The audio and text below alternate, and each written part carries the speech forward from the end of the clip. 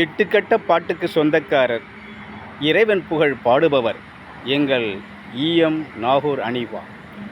இறைவனிடம் கையேந்துங்கள், அவன் இல்லை என்று சொல்லுவதில்லை. பொறுமையுடன் கேட்டு பாருங்கள், அவன் பொக்கிஷத்தை மூடுவதில்லை.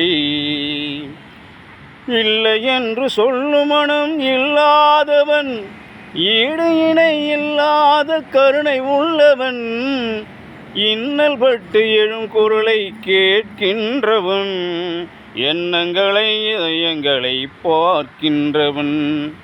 இறைவனிடம் கையேந்துங்கள், அவன் இல்லை என்று சொல்லுவதில்லை. பொறுமையுடன் கேட்டு பாருங்கள், அவன் பொக்கிஷத்தை மூடுவதில்லை.